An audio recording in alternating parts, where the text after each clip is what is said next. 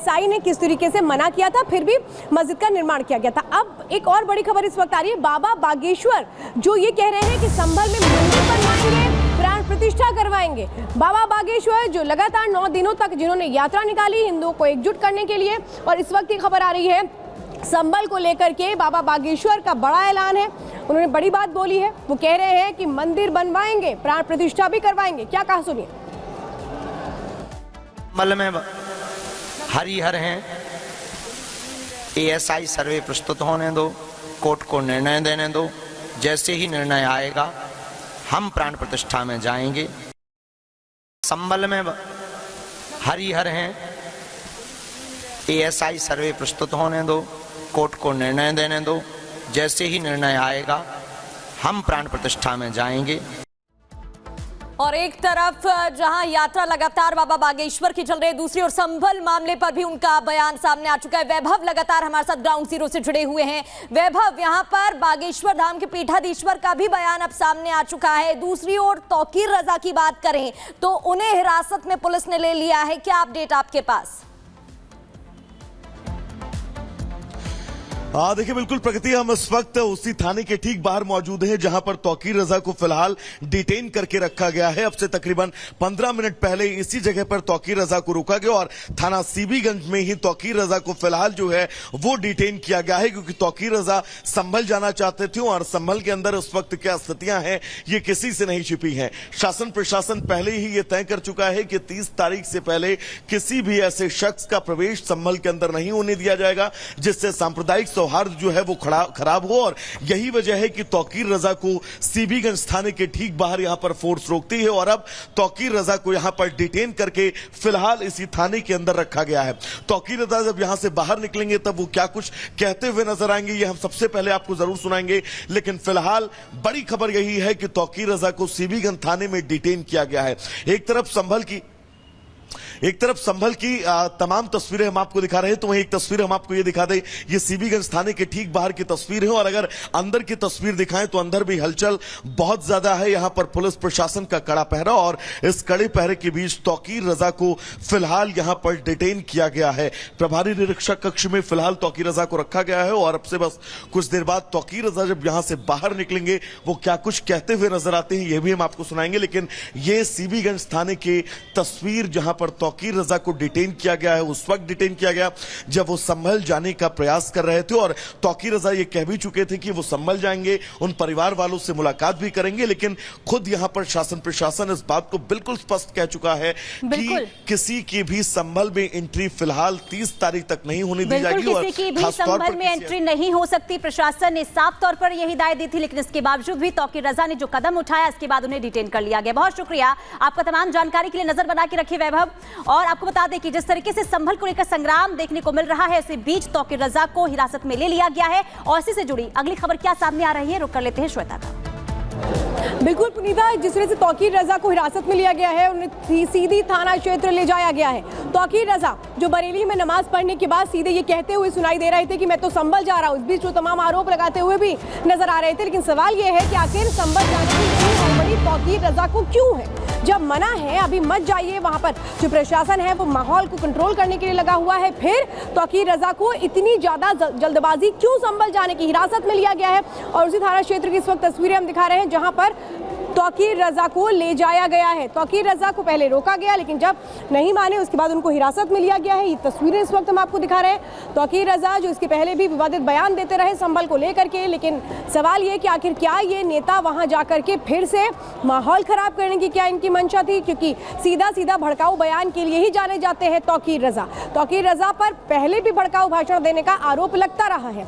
अब संभल जाकर के क्या जताना चाहते हैं? इस बीच बहुत बड़े आरोप भी लगा दिए गए। वो आरोप लगा रहे हैं कि जो सर्वे है वो एक तरह से बिना इजाजत के चल रहा था, यानी कोर्ट पर भी वो आरोप लगाते हुए सुनाई दे रहे हैं। लेकिन तौकीर रजा की मंशा पर हमेशा सवाल उठते रहे हैं। अब संभल जाकर के क्या जताना और बताना चाह रहे थे, और इसीलिए अहम सवाल है कि आखिर तौकीर रजा क्या अब सिंपैथी गेन करने की कोशिश कर रहे हैं? अगली खबर के लिए रुक करेंगे प्रगति का।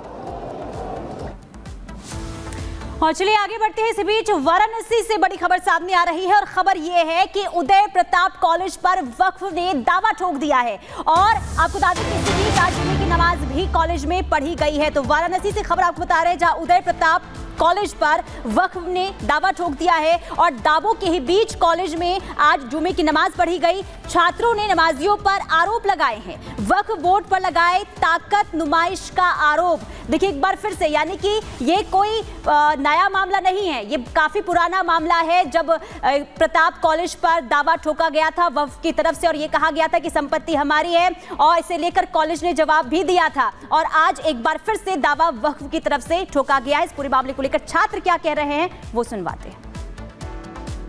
हमारी मांग ये है कि ये जो मजार को ये मस्जिद का रूप दे रहे हैं लोग, और वक्फ बोर्ड इस पे अपना अधिकार बता रहा है कि हमारा ये ज़मीन है, ऐसा इनका कुछ नहीं है।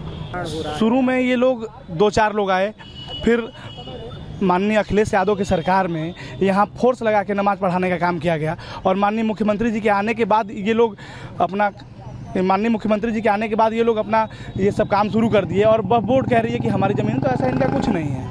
नहीं, ये नॉर्मल सुरक्षा व्यवस्था की रखी है इसमें, नमाज को लेकर के कोई संवेदनशील नहीं है इसमें। आज बताया जा रहा है कुछ ज्यादा नमाजी आ गए, तो क्या लगता है कि नॉर्मल क्या हालात है इसमें? पुलिस हालत है क्या सर बोला, क्या पता चला था सर यहाँ पर? क्या बताएंगे।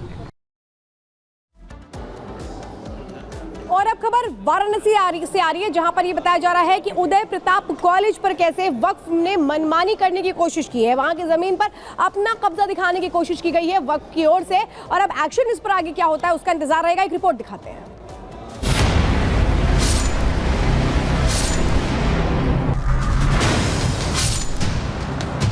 देखें जमातियों का जज्बा, कर रहे कॉलेज पर कब्जा। शिक्षा के मंदिर में मजार, छात्रों का भविष्य फंसा बीच मझधार। सामने आया वक्फ का लैंड जिहाद, आखिर कौन मचा रहा उत्पात? ज्ञानवापी परिसर का मसला अभी सुलझा भी नहीं है कि बनारस में वक्फ की कारगुजारी का नया कारनामा सामने आ गया है, जहां कब्र के कारीगरों ने कॉलेज पर दावा ठोक दिया है और इसे वक्फ की संपत्ति करार देने लगे। वक्फ बोर्ड की लैंड जिहाद वाली इस नई साजिश का खुलासा हुआ तो मामला वाराणसी के उदय प्रताप कॉलेज का निकला। 100 एकड़ में फैला है कॉलेज कैंपस, जिस पर सुन्नी वक्फ बोर्ड ने अपना दावा किया। वक्फ ने 2018 में कॉलेज को दिया था नोटिस, कॉलेज प्रशासन ने दिया नोटिस का जवाब। कौम ने चोरी छिपे शुरू किया निर्माण काम, कॉलेज में कब्र पर निर्माण का हुआ विरोध, और देखते ही देखते शिक्षा के मंदिर में बनी मजार ने नफरत की दीवार खड़ी कर दी। हालांकि गनीमत रही कि समय रहते प्रशासन ने अवैध निर्माण की कार्रवाई पर रोक लगा दिया, नहीं तो कोई बड़ा हादसा होते देर नहीं लगती।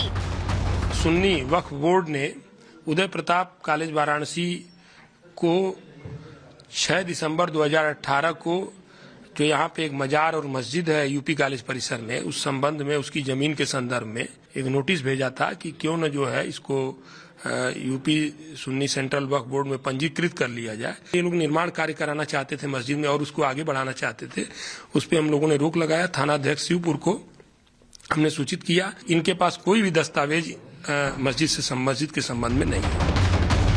एक तरफ जहां वक्फ की मनमानी पर लगाम लगाने संसद में वक्फ संशोधन बिल पर बनी जेपीसी पर बहस छिड़ी है, तो दूसरी तरफ लगातार वक्फ की कारगुजारी के कारनामे जारी हैं। जहां एक तरफ वक्फ बिल का विरोध हो रहा है तो दूसरी तरफ वक्फ बेवजह कब्जे पर आमादा है, जिस पर वोट बैंक की राजनीति हावी होती नजर आ रही है।